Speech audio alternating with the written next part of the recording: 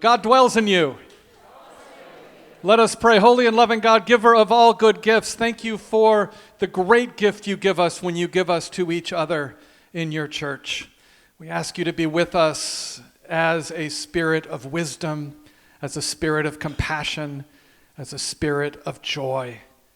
We ask you to join us as we give thanks for all that has been and look forward to all that will be.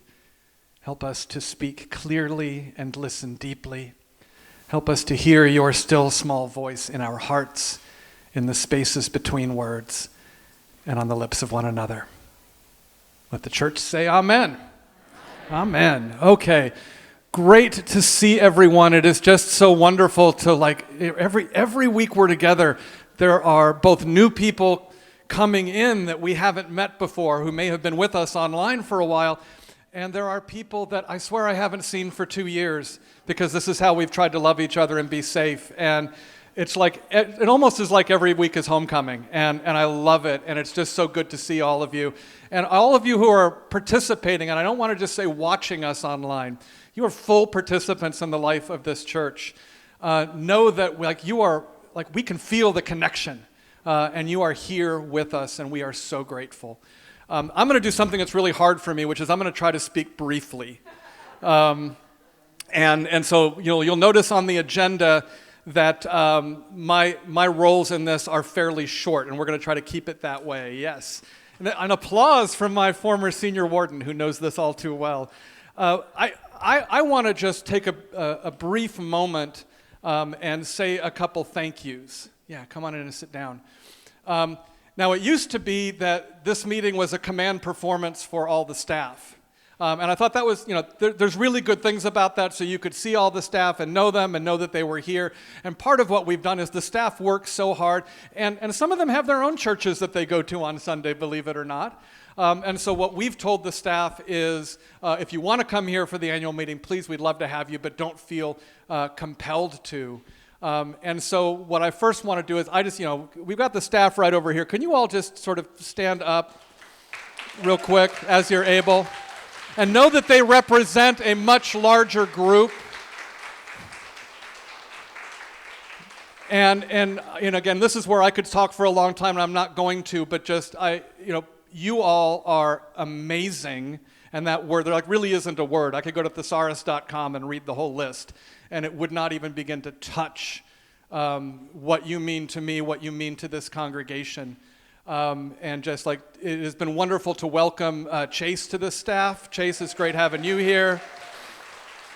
We also have, and she's not here right now, but Samantha Kramer has joined our staff as a part-time human resources assistant who has been fantastic. We have new, and we're going to hear about this, new administrative assistants joining the staff. We have Ben Boquist, who's up in Family Hour right now, who is our interim children's minister.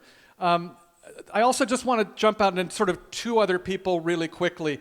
The first is, as you know, for the last couple of years, we have been in a period of transition with the staff, and this is not just with positions, it's in how we're organized, and we are growing into this much more collaborative model, the circles model. And it has been a heavy lift. My first job was in a very large church, and I was in my late 20s, and so the church has to change now. And my long-suffering rector just looked at me and said, "Mike, big ship, slow turn." And I hear his voice every day. And this transition has been, it's going really well, and it's going slowly.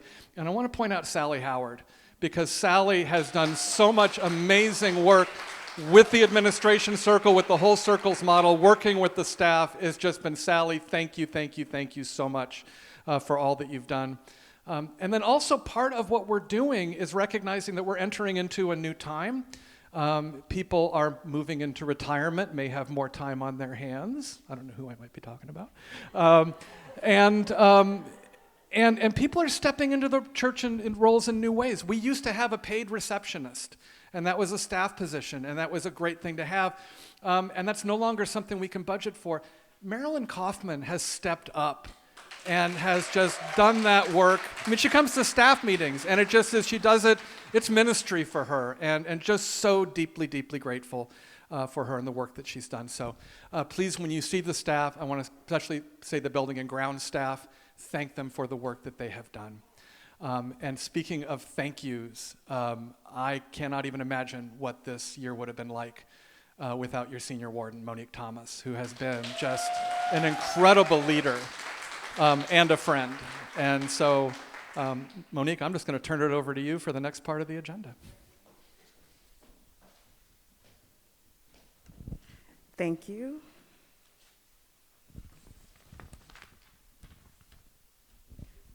Oh, I can? Oh my God, thank you. I can breathe. Oh, this is so much better. It's Monique. It's me.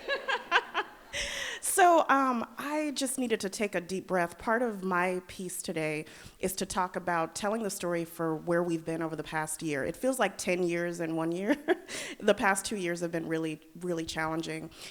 What I will say is that, again, in these difficult times in the wilderness, it really reveals to us who we are. And I feel like that as a congregation, it was so much revealed about what is important here at All Saints. Our table, gathering at the table in community. And our staff, oh my gosh, worked so hard, and your vestry, to keep things going and to create a sense of community so that we could all feel connected together, but it was very challenging. We are still technically in a pandemic, right? And whether it was Zoom meetings, gatherings, dance parties, virtual dance parties, everything that we did everything that we could to try to stay in community and try to find some joy in these really hard times. And so having said that, I do, again, we've already recognized the staff, but if you all knew how hard and the amount of time that goes into the work that everyone does, I want to give a special shout out for our music department, for the choirs, for Jenny and Wei Chung.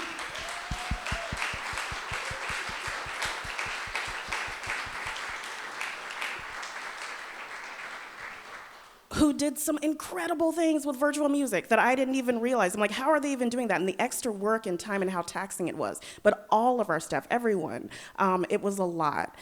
Your vestry meeting sometimes twice a month, working on the budget, working on our new direction, working on how we were going to move forward in a pandemic. Your vestry has been working really hard. And so the ones who are retiring off will get a special shout out, but just can we give our entire vestry a hand right now?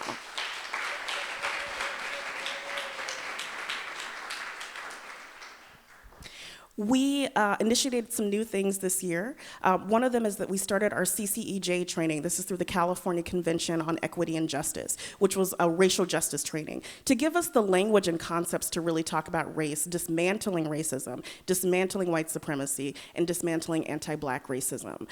We have gone through 6 sessions, and it will be rolled out to the congregation later. But it's been really exciting. It was attended by staff and vestry, and the 2 wardens and Mike, and it's really been an incredibly life-changing experience for everyone. So that was one of the things that we kicked off. In an effort to keep our community going, we had, first we had the community care team, but then that became the Community Care Alliance. And really that was instrumental, because as we were not gathering in person, we recognized that there were people who live alone, might have illness. We wanted to check on them and make sure that they were okay and still felt like they were part of the community and see what those needs were. And so the Community Care Alliance was something that was amazing. And again, in this wilderness, just another way of showing how we as All Saints come together and care for one another. We started doing strategic directions work under the guide of Tony Jackson, who is incredible and amazing. And so we're looking at who we've been as All Saints, who we are now, and what our direction is, how we can better live into our mission and our values, how we can engage with the larger Pasadena and San Gabriel community. Where are the needs in our community where we can sort of fill that gap? Where can we lead when we need to and also be in partnership with others? And so that strategic direction work is really exciting. We will be hosting a series of information talks, so you can come and get more information about it. We want your input. We want you to come. There'll be some that are affinity spaces that are based on identity, but there are general small groups, and so you'll be getting more information about that, because we really, to be the church that belongs to all of us, that represents all of us, we need to hear your voices. And so please, as you get that information, please show up for those. Another shout out that I want to give is, I feel like we're just giving Sally so much love today, but she deserves it. Our Safe Haven program. Can we get, yes, yes. So Sally and Erica Chamberlain, who's right up here, yes,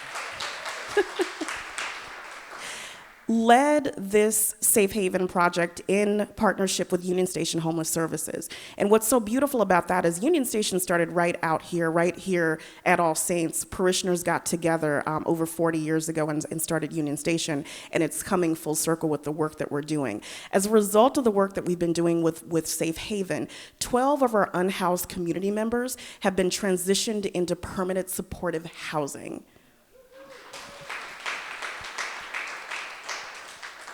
So good work, and there's always more work to be done, but that program is continuing.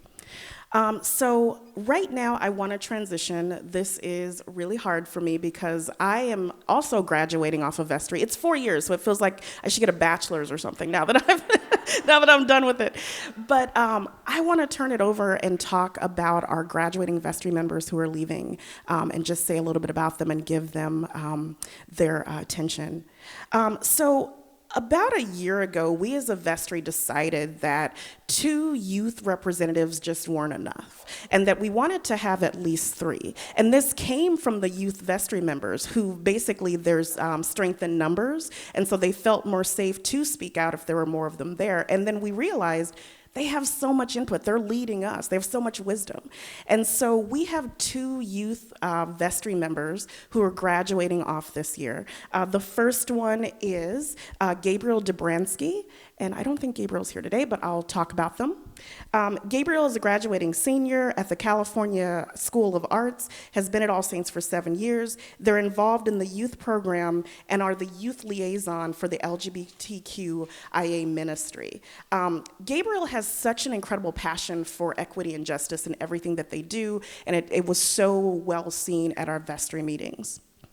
The next one is here, another youth Vestry member, Karis Graham.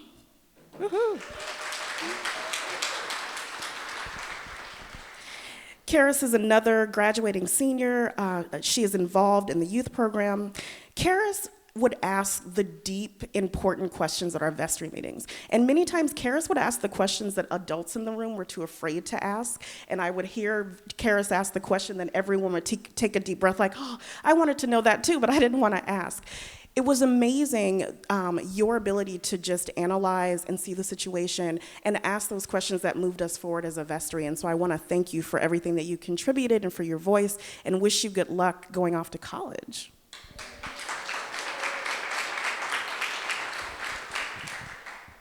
Christine Hartman.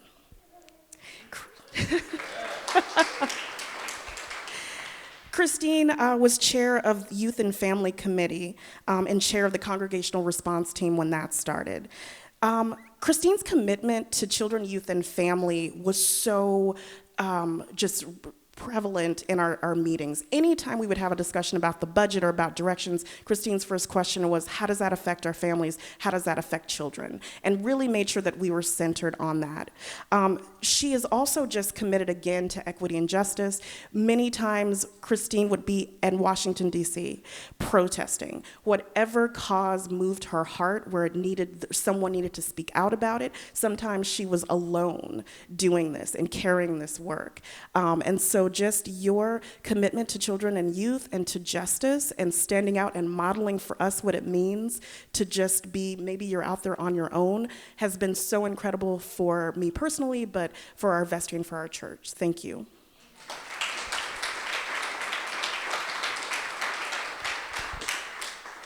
Dave Moreno is a retired senior naval petty officer and also retired from the motion picture and sound community. Dave was serving his 2nd term on the Vestry and is currently a member of the Diocesan Council. And Dave was our voice and our link to the diocese in a really strong way. We always, there's a contribution that we make to the diocese, and Dave was always the voice of making sure that we were equitable in those contributions and just keeping us centered on the diocese. Yes.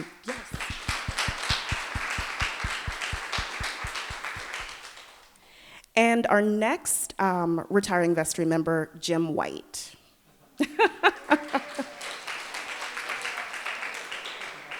So Jim served on the Buildings and Grounds Committee, the IT Committee. Jim says that he is a part of the family business of IT, so that's his background. He served as lay Eucharist minister and diocesan lay leader. So again, he and Dave were really involved with connecting us with the diocese. Co-chair of the Commission on Ministry, which oversees people who are in the process of ordination. And the other thing that Dave, I remember Jim, sorry. I remember calling Jim because we had just started the Racial Justice Advisory Board, and I said, we're starting a work group, and I would love for you to be a part of this. And he was like, me? Old white guy, me? Really? Why did you pick me? And I was like, no, because I think that your views on equity, your experience here, your vision, I think that you would be perfect. And he was such an incredible addition to that group and really became a really strong ally and voice for moving them forward. So Jim White.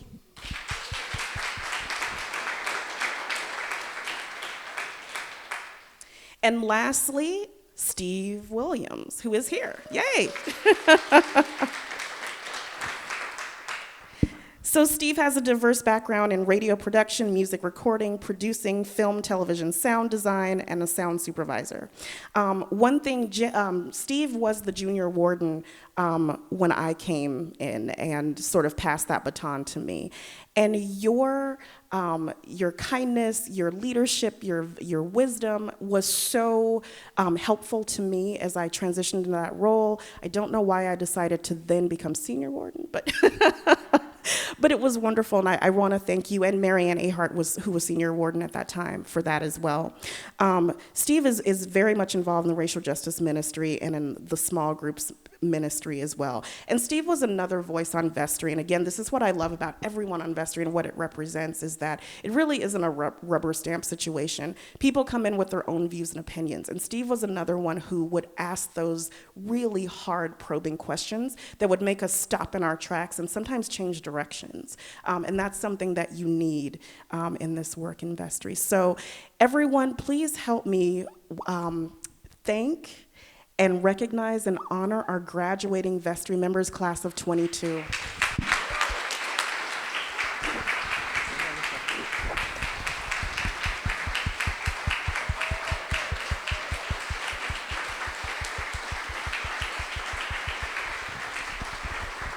And there is one more,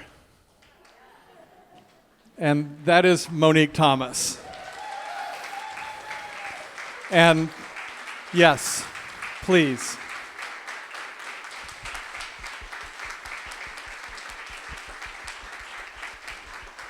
And what I want to say about you, because being a senior warden is hard in any time, and it's challenging and it's rewarding. So don't think it's like, oh my God, may never, because it might be you someday. But the best leaders lead by listening, lead with a balance of their head and their heart. And that's how you lead. The model of Christ's leadership is vulnerability. And you always bring your whole self to everything that we do. And I'm so deeply grateful for not just the work that you have done, but the presence that you are and will continue to be. So thank you to Monique Thomas.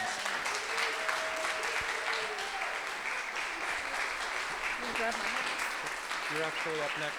No, actually, Julianne's up next. Thank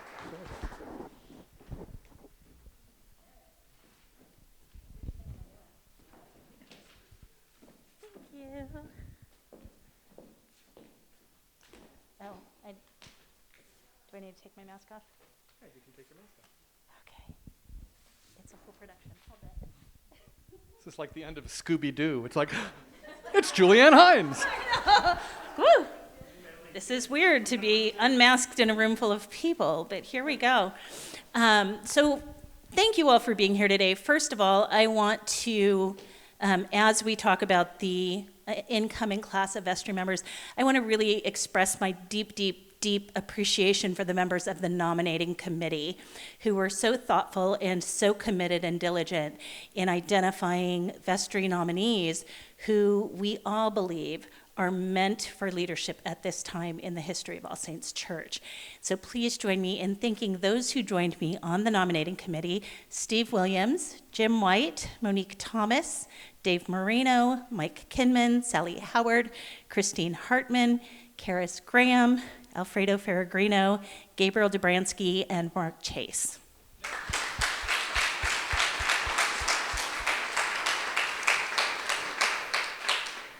So I am truly, truly honored to introduce you to the following slate of nominees for election to the vestry. And we will start with Bill Gould.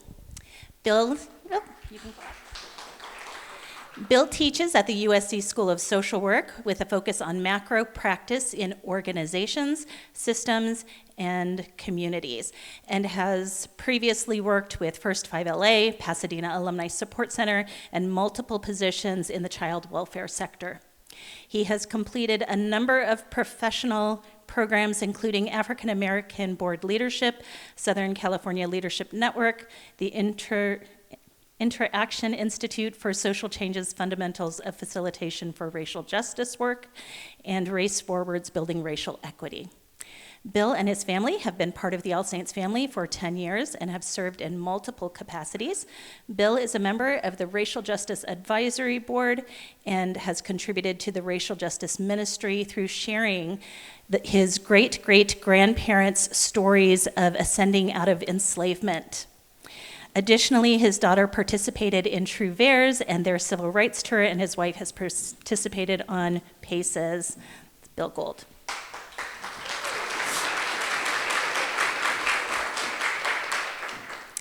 Next, we have Stacy Canelli.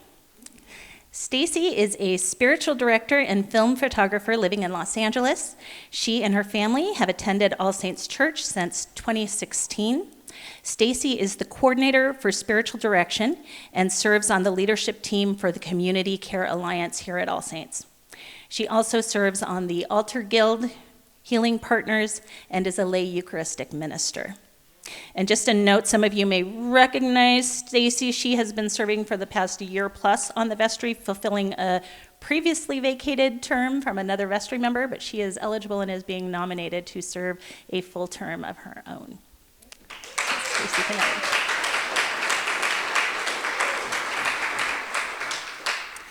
Next, we have Lola Pinon, who is not able to join us today. But let me tell you about this amazing young woman. Lola is a high school student living in Claremont, California. She has been a part of the All Saints youth choirs since 2015. She is currently pursuing an associate's degree in psychology and has a passion for children's rights. She is also a STEM teacher at STEM Center USA, where she teaches simple robotics to kindergarten through third graders.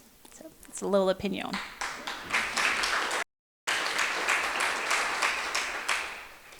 Next, we have Andy Reid. I've been looking at it. I'm not sure that Andy is with us today. Andy teaches in the Department of History and Interdisciplinary Studies at California State University, Dominguez Hills. She and her family have been attending All Saints Church since 2010. Andy participates in All Saints Immigration Task Force and foster care youth programs activities. She also volunteers with the Interfaith Refugee and Immigration Services. This is Andy Reid.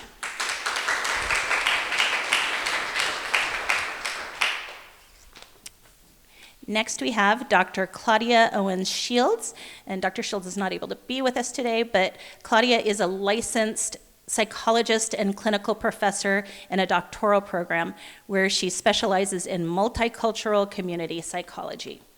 She raised her daughter at All Saints Church and has been actively involved here for more than 15 years, including serving as a facilitator and chaperone for the youth choir's civil rights tour.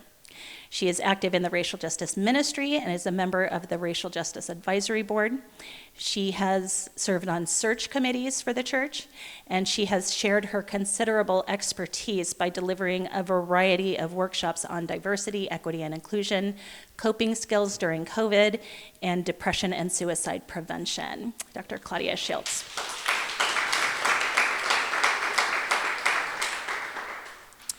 Tim Stratz. Tim has worked in the financial services industry since 1987 and for the past 20 years as an independent investment advisor and planner for families and businesses. He and his wife, Charlotte Meyer, have been active at All Saints since 2019, and Tim has served on the Finance and Investment Committee since 2020, recently being elected as the chair of the Finance Committee. In addition to helping other various groups close to his heart, Tim has also been a board member at St. Francis High School in La Cañada for the past 8 years, working with them on their investment, development, and diversity and inclusion committees. Tim and Charlotte have 4 grown children and 1 granddaughter and are thrilled to have found their community at All Saints Church. Tim Stratz.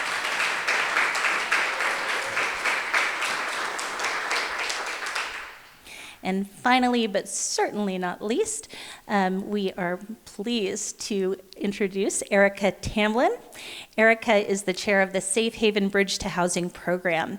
She is the retired director of administration at Milbank, Tweed, Hadley, and McCloy LLP, and held similar roles at other major international law firms, where she managed offices throughout North America and Asia for over 40 years. She attended Georgetown University, where she studied Japanese language and Eastern religions. Erica is the chair of the Transformational Journeys Ministry, leading local and international trips to learn about other cultures. A member of the Building and Grounds Committee, Erica is the head of the PACES Deferred Maintenance Team. She is a member of the Rapid Response Team and the Sunday Food Ministry. She basically lives at All Saints Church. Erica and her wife, Marilyn, have been All Saints parishioners for 23 years, and this is, in fact, the second term that Erica will serve on the vestry. And she is also passionate about sumo wrestling and is a lifelong New York Yankees fan, which I will, forgive her for. Please welcome Erica Chamberlain.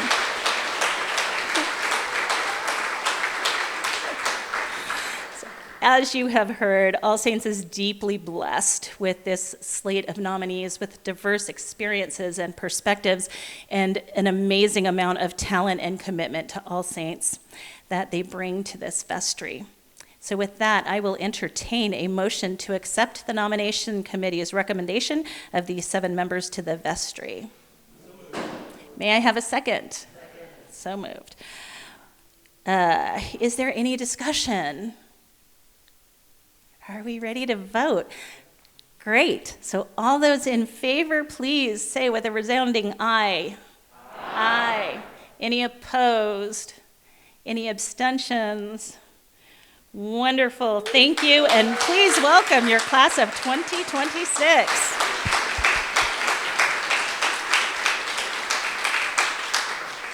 I'm so excited. I can't wait.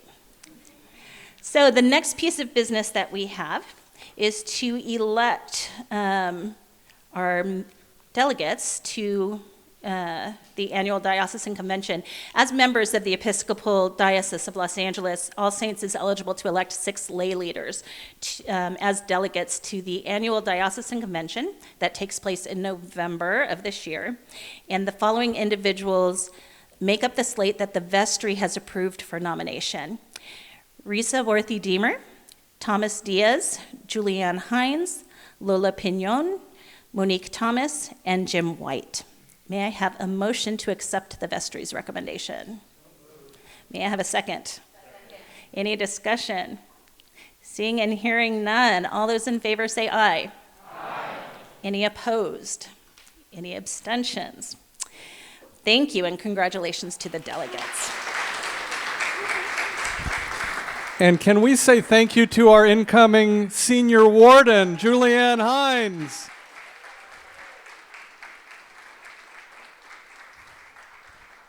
And because you need to go away from the table just a little hungry, we do have a junior warden that the nominating committee is going to propose as nominating for the vestry, but the vestry still needs to approve. And so we're going to have a great junior warden next year, but we'll just wait a little bit more time and we'll let you know who that is. So want to talk about the budget, and first of all, I want to just say such a big thank you to the person I'm going to be introducing in a second, which is Karen Meyer. Karen has been our treasurer for this year, took over for Jim Albarano. I also really want to thank Jim Albarano. Jim Albarano served as treasurer here for years and through some really difficult transition and did just an amazing job, and then handed over the reins to Karen. And Karen, you have just been phenomenal and in very good humor, which it takes for this job, which I really appreciate.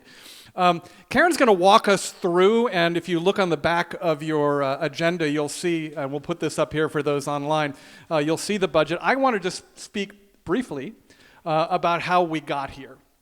And part of this is in spring of 2021, we started working on this budget, and we formed a budget working group. And that was, over time, Jim Albarano, Christine Hartman, Julianne Hines, Kimberly Hudson, Karen Meyer, Norwita Milburn, Monique Thomas, Alfredo Ferragrino, Sally Howard, Chase, you jumped on it at the end as soon as you got here, and then Terry Knowles and myself.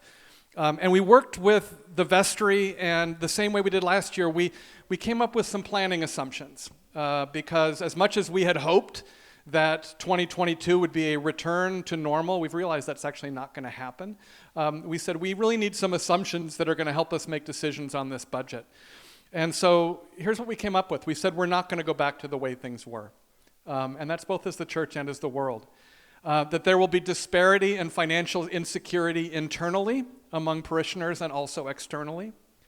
That everyone's capacity, and this is a COVID thing, that means staff and volunteers, is significantly diminished. That we're learning and growing, and that hybrid models and innovation are going to make a huge difference in our community. That healing and learning to reconnect are really some of the biggest priorities that we have right now. We looked at the world around us and our country, and we said that political, social, and theological divisions are going to continue to widen in the year to come. And that also really reaffirming that our focus on dismantling white supremacy and becoming actively anti-racist is long-term work that we need to continue to commit to over and over again. So these became then some assumptions that we made for the budget. The first is to prioritize a 4% cost of living increase for the staff. Please. And you'll see these things reflected in this budget. Full funding for the fourth clergy position, because we knew we needed Chase. Saying we want to defer the filling of the director of the Faith in Action position. That's the position that was formerly held by Juliana Serrano. We want to defer that for a year. That's not just a budget decision. That really is letting Chase and the Peace and Justice Committee and everyone sort of say, well, where are we headed? And let our strategic direction process take shape and say, how can we use those resources the best that we can? We are creating a long postponed facilities office manager position. And again, a shout out to both Veronica Flores and Gloria Lopez, who have sort of filled the gap since before I got here in that position. So yes. We're adding a part-time human resources generalist, Samantha Kramer, who's amazing. I talked to you about that. This increases the compensation package for the successor for the Director of Giving and Stewardship. And Terry, when she came on board, agreed to 3 years and 3 years only. And you have given us so much in these 3 years, Terry, and just incredibly grateful for everything that you have done. And we're in the work right now finding the next person for that job, and we realize that's going to take a while, and so we're actually going to be looking to bring in an interim starting in May and probably into the fall. And that may save a little salary, but it's mostly not about that. It's about how do we make sure we get the right person for this job. We really want to looking at our relationship with wealth theologically and how to engage multiple generations and social locations in that conversation. This budget also reflects 6 administrative assistant positions. As we've restructured, we know we need to be even more robust in our support staff. And also looks at streamlining our finance operations, which will include and continue to include some outsourcing. And so the other thing is we realized that we need to take a breath, and we talked a little about that this morning. And you're going to hear in a little bit about our strategic direction work. I'm going to be taking a sabbatical. I've been here a little more than 5 years, and my contract says I get one, and it's like, I'm taking that. And and it's not just enough for me to have a break, everyone needs a break. And so we're giving every member of the staff 5 additional days of vacation this year because they need it and they deserve it. But more than that this is a year to remember for all of us how to receive God's healing love. And so we're going to try to do that. So really quickly, the timeline, the staff began drafting the budget in late spring 2021. The Finance Committee reviewed it in early fall. In October, the Vestry approved a draft budget. That budget had about $160,000 deficit, and it assumed $3.3 million in pledges. Response to the campaign was a little slower than anticipated. So we regathered the budget working group. It looked at how do we reduce expenses, refine pledge expectations, presented a new budget to the Vestry on January 18th for discussion, and we waited a couple weeks for approval. That budget had only a $17,000 deficit, which you'll see here, and it assumed $2.85 million in pledges. And the final draft budget was approved by Vestry on February 1st. One note I do want to say, and I'm going to hand it over to you, Karen, is there is a line, and you won't be able to necessarily see this here. We had to adjust some of the line items for building use. We used to get between $225,000 and $250,000 from our parking lot. That may never come back because that was mostly from the courthouse, and people are doing a lot more court work online. We worked with Lonnie Shield in Building and Grounds and thought, we can get $100,000, $125,000 maybe on that. And so we put together an effort saying, one place where we really can increase income is in film and TV shoots. And we put together a team to look on that. And again, a shout out to Veronica Flores, who has done amazing work, and also to Debbie Daniels, who is sort of the back office for all these contracts. We had a film shoot here this past week, Thursday, Friday, Saturday, that netted us $50,000. We set a budget line item for building use for $100,000 in this budget. We're almost there, and it's the end of March, and that's because of the work of Veronica and Debbie, but really also the whole staff and everyone who is flexible when your meeting gets moved. And so thank you. So that's good news of an income stream that's continuing to grow. And now, Karen Meyer.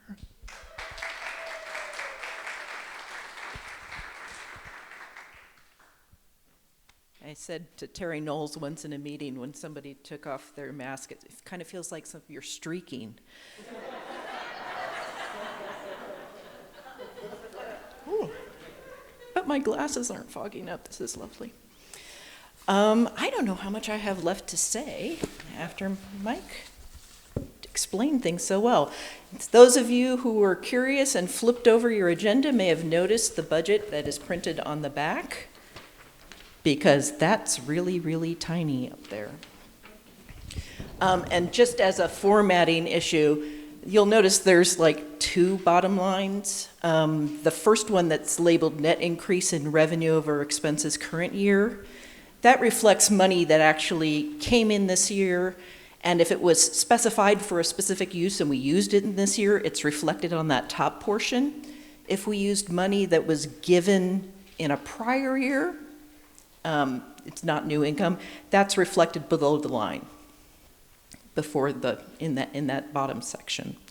So try and just give you a better idea of that it's completely appropriate, but we have used money that was given in prior year for current year expenses. I am going to reference a quote, or at least an idea of a quote that many of you of a certain age may remember, of our former Secretary of Defense, Donald Rumsfeld, when he talked about known knowns, known unknowns, unknown unknowns. That was this year's budget process. Unknown unknowns, who knew Ukraine would happen, right? There are these things that just is going to affect our lives, we have no idea. We can't even fathom them in the budget. We did have a lot of known unknowns. We didn't know how much money we should budget for. Terry and her staff have done an amazing job of coming up with a realistic expectation of what we could get in pledges. And that's always an educated guess, but this was a really educated guess. And I certainly appreciate that. because that drives so much of what we can expect to have available to spend in just ongoing operations. As Mike alluded to, the parking lot income was drastically cut. There are so many things, and even in the giving, who knows, if what we've experienced the last couple of years is going to hold, or if it's a glitch. Who knows? We also, frankly, had a large transition in our financial staff and how those processes ran, and they didn't go as well or as smoothly as we had expected, and we're still unwinding that, which meant we didn't have up-to-date financial reporting to use as a basis of a budget, which is kind of what you do. So it also meant that the staff wasn't getting regular, timely financial reporting to be able to manage their own budgets, even though everything was completely different than that prior budget had been set on. So that was an extra challenge, and I'm happy to report that we've got a final report. Nope. I didn't hear myself in my ear anymore. We got a final report just this past week on the full December year to date, which I did lay into these numbers. So at least we know where we were at compared to last year's budget. And we'll be posting some more details. The details need to be presented to the Finance Committee, and then will be distributed and made available. The other known unknowns is what Mike and everybody else has been saying. The world has changed. We aren't going back to the way we are. We shouldn't go back to the way we are. But what will that look like? And that was the large challenge. We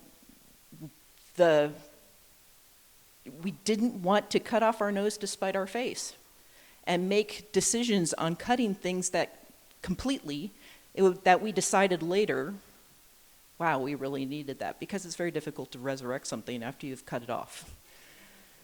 And to give us a chance to kind of look around and see where things are going. So that leads us to the known knowns, a lot of which Mike has already laid out: the cost of living adjustment, and the staffing changes. And just to note, our labor costs are 65% of our spending, which is appropriate for an organization that's, a church or any type of nonprofit organization. We wanted to acknowledge that there's certain things we could not cut. Insurance is going to go up a lot. Prices are going to go up a lot.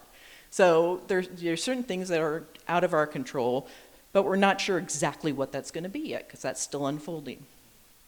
We did know that last year we received forgiveness of our PPP loan to the tune of $516,000 and change.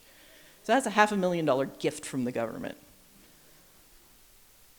So using that knowledge, we decided to make appropriate restrictions in certain budgets to reflect that things are tight and we're still figuring it out, but also to take advantage of this gift, to do a really thorough strategic planning process in this year and take the time to examine where are we going to invest our resources to live out our mission and values.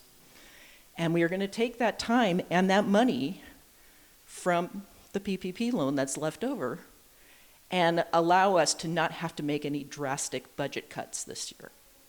And that's what we've done, and even to the point where, as Mike said, we're having a net loss of $17,000. But we're going forward in faith as taking this gift time to recenter ourselves and reprioritize and decide when we do have to make cuts in the future, if we do, for next year, that we're doing that from a place of, we really know this is where we want to invest our time, our money, our resources. That pretty much sums it up. I would be happy to.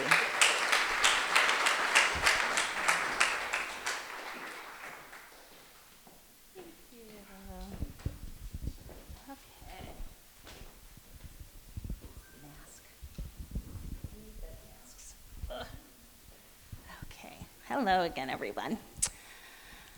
So, first off, as we look to the future and what to expect in this year ahead, I just want to take a moment and share with you what an honor it is for me to have been asked to serve as your senior warden for this next year. I have been so fortunate to just learn from the greats who come before me, Marianne Ahart and Juan Mejia and Monique Thomas, and their example and their friendship means the world to me, and I'm sure I'm going to be calling on you a lot, so please don't block my email. And I really, really want to thank our rector, Mike Kinman, who,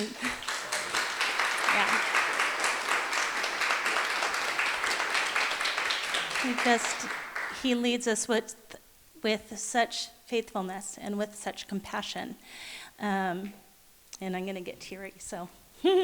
But I just really appreciate your faith and your belief in me and the support that you've always given me. So just thank you for this opportunity.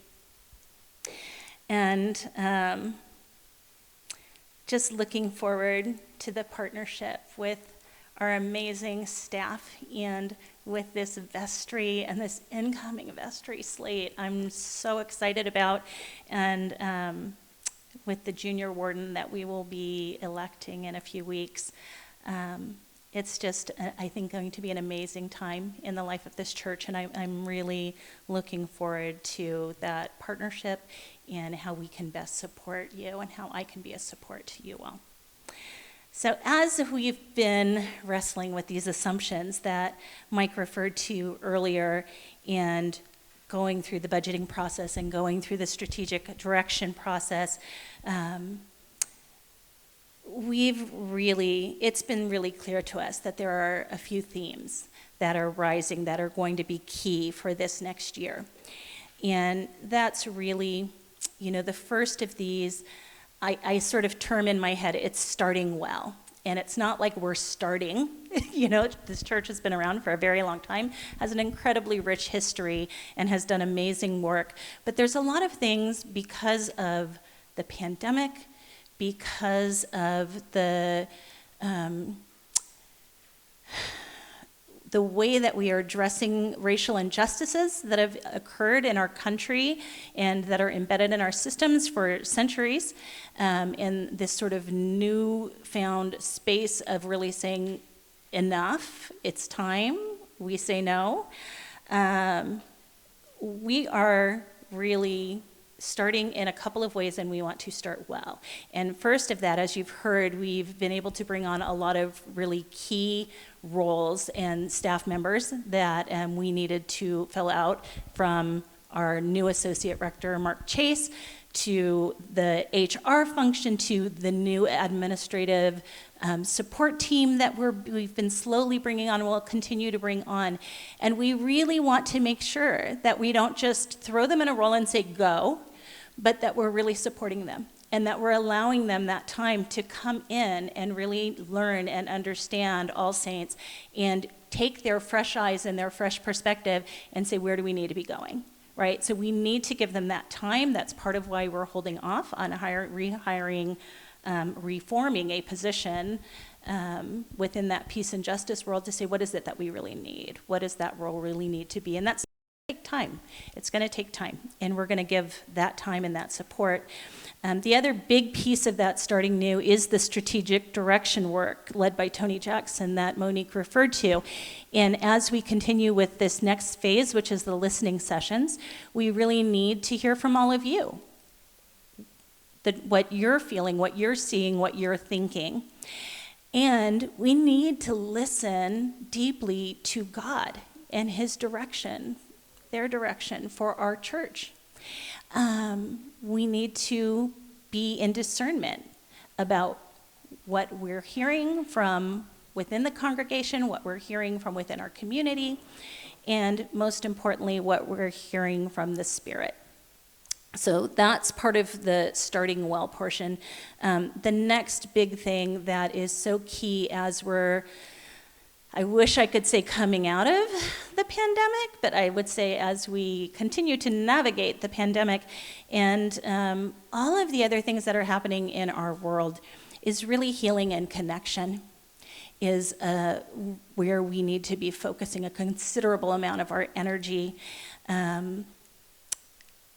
these past couple of years have just been paradigm changing for so many of us.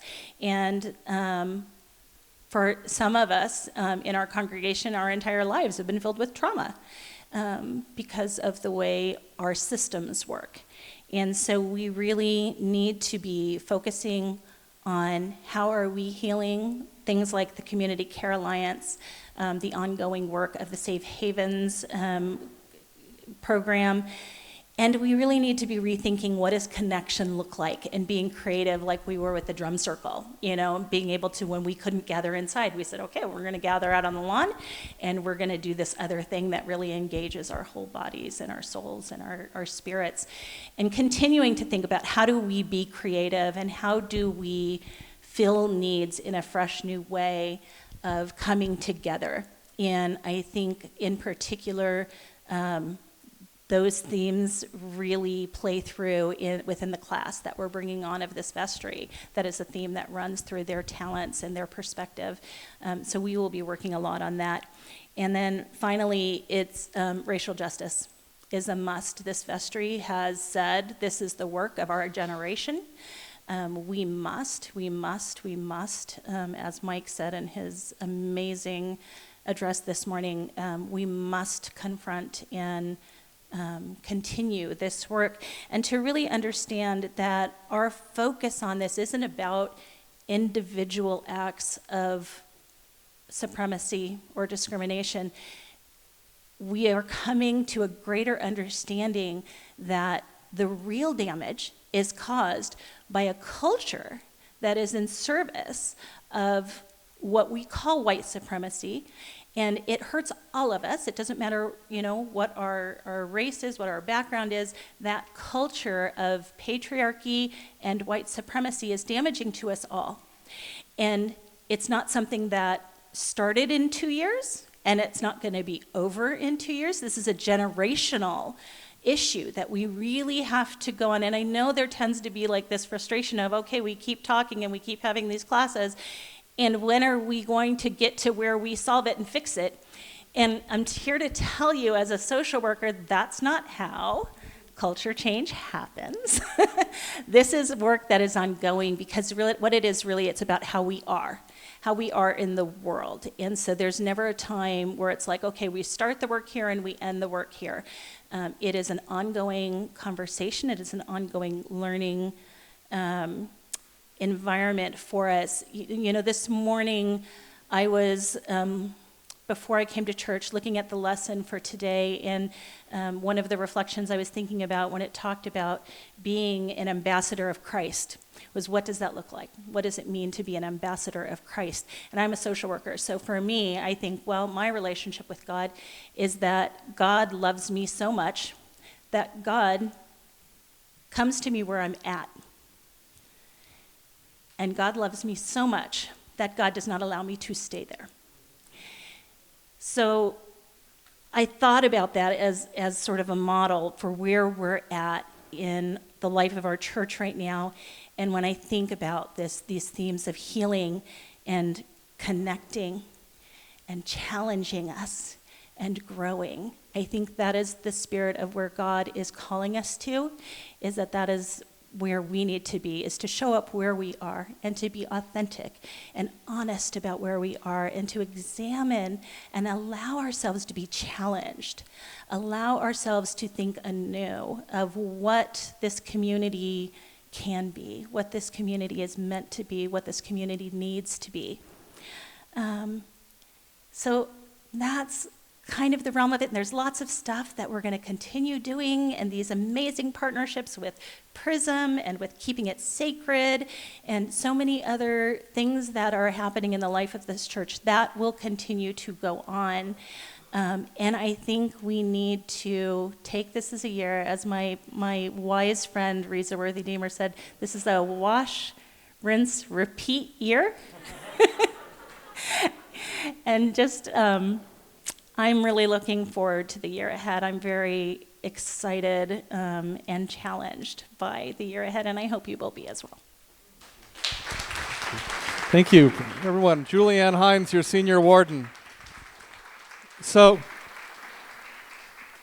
as usual, I have miscalculated the amount of time things would take. And questions and conversation are important. So what I'm hoping is, I know Keith has got to move into the forum, and some of us have to, or move into the church, and some of us have to get ready for the next service. I'm wondering if some of you, Vestry, could stick around here. And if you have questions or conversation, stay in this room, and I apologize to those who are online. But none of this is speak now or forever hold your peace. This is why we have Vestry and staff on the lawn every Sunday. We're going to keep these conversations going, and the Vestry and staff are readily available. So if you have questions and want to talk more, stick around in this space. Vestry, if you could stick around and just thank you. As I said before, y'all are the heroes of the faith. What you have done the last 2 years and continue to do has been nothing short of amazing. And thank you for being All Saints Church. Thank you.